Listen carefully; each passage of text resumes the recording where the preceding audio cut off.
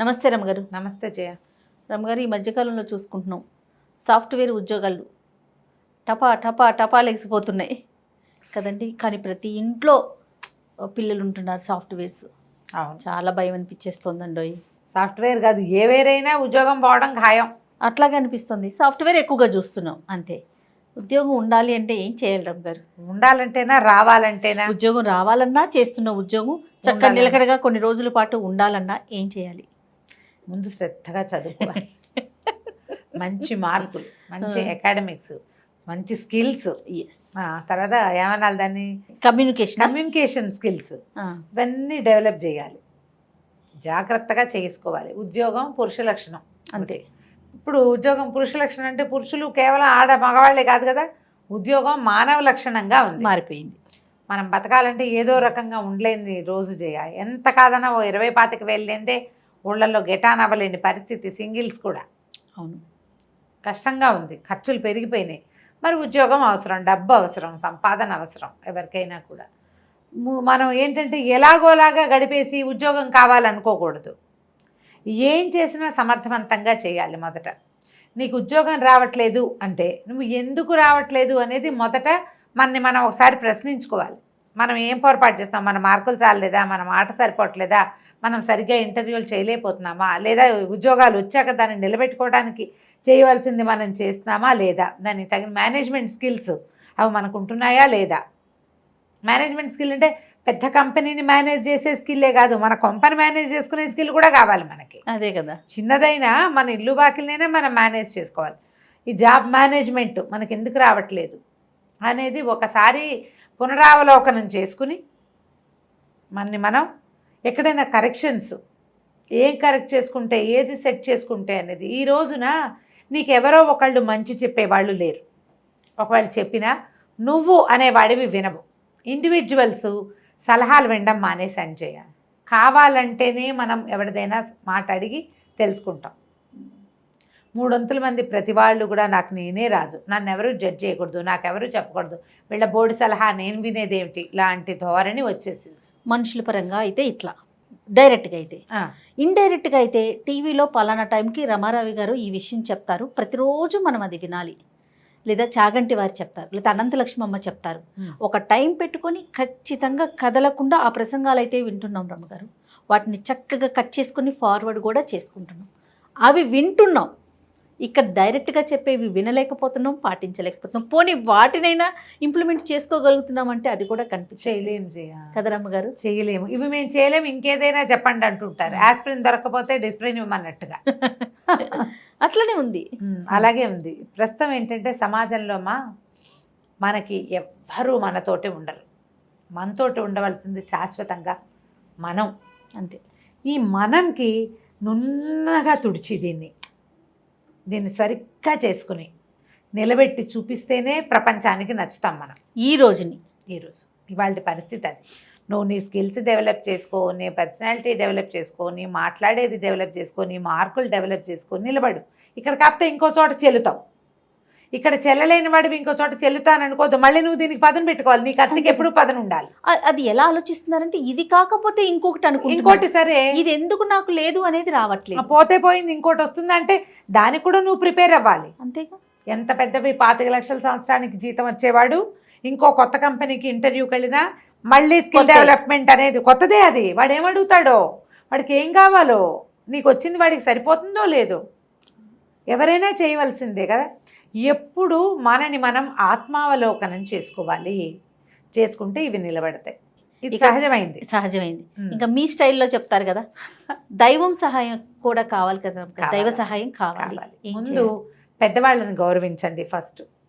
దాంట్లో అమ్మ నాన్న వాళ్ళని కష్టపెట్టి మీరు ఏ దేవుడి దగ్గరికి వెళ్ళినా ప్రయోజనం ఉండదు. ముందు వాళ్ళని చూడండి, వాళ్ళ సంగతి చూసుకోండి, వాళ్ళు చెప్పిన మాట వినండి. వాళ్ళు ఏదైనా ఓ పూజ చేద్దాం, ఓ గుడికి వెళ్దాం, ఓ చోటకి వెళ్దామంటే ఒప్పుకోండి దాన్ని. మీ ప్రయత్నాలు మీరు చేస్తూ దైవ సహాయం కూడా తీసుకోండి. సాధారణంగా మనకి ఉద్యోగాలకి వాటికి చెప్పే దైవాలు ఇద్దరు. ఎవరు రమ్మగారు? వినాయకుడు, సూర్యుడు. వీళ్ళిద్దరు గవర్నమెంట్ జాబ్స్ కోసం సూర్యారాధన చేయాలని చెప్తారు. వినాయకుడికి ప్రదక్షిణాలు చేయటం, వినాయకుడి దేవాలయానికి వెళ్ళటం, ప్రదక్షిణాలు చేయటం, సంకటహర చతుర్థి లాంటి వ్రతాలు చేసుకోవటం, వినాయకుడికి కాస్త గరికని సమర్పించటము, నిత్యము దర్శనం చేయటం.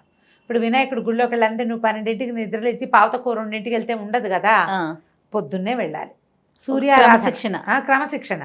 సూర్యారాధన చేయాలంటే మిట్ట మధ్యాహ్నపు సూర్యుడిని చూసి దండం పెట్టని చెప్తాను నేను. పెడతావు ఎట్లా? పెట్టలే కదా. ఎప్పుడు పెట్టగలుగుతాం మనం? సూర్యోదయం ఖచ్చితంగా. ఉద్యోగం కావాల్సిన వాళ్ళు నియమం ఉంచుకోవాలి. జాబ్ కొట్టాలి అంటే ఏం పూజ చేయాలి కదా, నిద్ర లేవాలి. బద్ధకాన్ని తగ్గించుకోవాలి. పూజ కాదు ప్రధానమైంది, బద్ధకం తగ్గించుకోవాలి. ఉదయించిన సూర్యబింబాన్ని చూడండి, త్వరలో ఉద్యోగం వస్తుంది. గవర్నమెంట్దైనా మామూలుదైనా. దానికోసం రాత్రి మీరు పడుకోవాలి. ఎలాగండి? మాకు రాత్రి మీరు చదువుకోవాలి, అవన్నీ కథలు కబుర్లు నాకు చెప్పద్దు. సూర్యుని చూడాలి అంతే. మీకు ఉద్యోగం కావాలంటే చూడాల్సిందే. వినాయకుడిని తలుచుకోండి. ఏదైనా ఒక గణపతికి సంబంధించిన స్తోత్రం నేర్చుకోండి, దాన్ని చదవండి.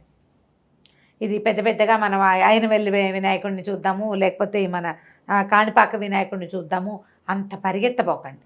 పక్కనే ఉన్న దేవాలయంలో రావి చెట్టు కిందున్న వినాయకుడిని చూసైనా సరే ఓ 3 గుంజీలు తీయండి, వినాయకుడికి ప్రదక్షిణం చేయండి. ప్రతిరోజు నియమం తప్పకుండా కనీసం 21 రోజుల పాటు వినాయక దర్శనం చేయండి. ప్రతిష్ట ఉన్న వినాయకుడిని దర్శిస్తే ఫలితం బాగుంటుంది. శివాలయంలో అభిషేకం, శివుడికి స్వయంగా అభిషేకం చేసినా కూడా ఫలితం లభిస్తుందని చెప్తారు. మన దగ్గర మన ప్రాంతంలో మనమే చెంబు తీసుకెళ్ళి పోసేవి తక్కువ ఉంటాయి. నార్త్ ఇండియాలో చేస్తారు, మన దగ్గర లేదు, చాలా తక్కువ ఉన్నాయి. మన దగ్గర చాలా తక్కువ ఉంది. కాబట్టి జాగ్రత్తగా అభిషేకాలు చేయించుకోండి. శివాభిషేకం చేసినా కూడా ఉద్యోగం అంటే డబ్బు వస్తుందని చెప్తారు. శివాభిషేకం చేస్తే మనకు ఉద్యోగం ద్వారా డబ్బు వచ్చే అవకాశం ఉంటే అది లభిస్తుంది. లేదా 2-3 కలిసి ఓ చిన్న ఫామ్ పెట్టుకోవటమో, ఓ స్కూల్ పెట్టుకోవటమో, ఓ ట్యూటోరియల్ పెట్టుకోవటమో, మనమే కలిసి ఏదైనా కంపెనీ పెట్టుకోవటమో అలాంటివి కూడా సాధ్యపడచ్చు. ఏదో ఒక ఐడియా అనేది వస్తుంది. ప్రధానంగా 1 గణపతి, 2 శివుడు, 2 సూర్యుడు, 3వ వాడు పరమేశ్వరుడు. ఇలా 3ని మనం తలుచుకోవాలి, ఆరాధిస్తే తప్పకుండా ఫలితం లభిస్తుంది. ప్రధానమైంది మీ మైండ్ సెట్ ఏదైతే ఇప్పటిదాకా ఉందో, ఈ సెట్ తోటి ఉద్యోగం రావట్లేదు అంటే మార్చాల్సింది మిగిలిన వ్యవహారం కాదు, మన మైండ్ సెట్ అనేది తెలుసుకోండి. ఆలోచన విధానాన్ని మార్చుకోండి. ఇంత ట్రై చేసాం అవ్వలేదు, సరే అమ్మ ఏదో దేవుడి దగ్గర పూజ అంటోంది కదా చూద్దాం, మంత్రాలకు చింతకాయలు రాలుతాయా అలాంటివి చెప్పకండి. రాలవు నేనే చెప్తున్నా అన్నమాట. కానీ నీవు ఒక నియమాన్ని పాటిస్తావు చూడు, దానివల్ల మారుతుంది. నీకు ఒక క్రమశిక్షణ వస్తుంది, క్రమశిక్షణతో ఆటోమేటిక్గా చాలా పనులు కుదురుతాయి. అవును, ఇట్లా ప్రయత్నం చేసి చూడండి. నేనైతే ఖచ్చితంగా ఈ శివాలయం గణపతికి పూజ చేసి ఉద్యోగం వచ్చిన వాళ్ళని చూశాను జయ. ఓకే, అది సక్సెస్ అవుతుంది. చదువుకు కూడా అంటే ఇప్పుడు స్టడీస్కి వెళ్ళాలనుకుంటారు, హైయర్ స్టడీస్కి, వాళ్ళకి అవకాశాలు లభించకుండా పోతాయి, సీట్లు రావు, లేకపోతే పిహెచ్డీకి ట్రై చేస్తారు. వీళ్ళు కూడా వినాయకుడిని కనుక పూజిస్తే సంకటహర నెలలో 2 చతుర్థులు ఉంటాయి. కనీసం ఈ 2 చతుర్థులకి వినాయకుడి దేవాలయానికి వెళ్ళండి. మీరు సంవత్సరం అంతా ఈ 2 చతుర్థులు ఎలాగండి మాకు తెలియదు తిథులు అంటే, తెలుగు క్యాలెండర్ ఒకటి పెట్టుకోండి ఇంట్లో, చూడండి చతుర్థులు రాస్తారు. చవితి 2 చవితులు రాయబడతాయి, రౌండ్ చేసి పెట్టుకోండి. ఆ డేట్లో గుడికి వెళ్ళండి. మనసు ఉంటే మార్గం ఉంది కదా. ఇప్పుడు సంవత్సరం అంతా ఒక 12 నెలల పాటు నోట్ చేసుకుని ఆ డేట్స్ మీ ఫోన్లో పెట్టుకోండి. ఈరోజు గుడికి వెళ్ళాల్సిందని మనకు అవకాశం ఉంది కదా, స్మార్ట్ ఫోన్లు కదా, గుడికి వెళ్ళాల్సిన రోజు అనేది అది చెప్పేస్తుంది. ఆ రోజు వెళ్ళిపోండి. పొద్దున, మధ్యాహ్నం, సాయంత్రం, ఎప్పుడో మధ్యాహ్నాలు తీరు గుడి, ఏదైనా పొద్దున్న తీస్తారు, సాయంత్రం తీస్తారు. ఉదయకాల దర్శనం కృష్ణ చవితికి, అదే శుక్ల చవితికి, సాయంకాల దర్శనం కృష్ణ చవితికి చాలా మంచివి. మీ అవకాశాన్ని బట్టి చేయండి.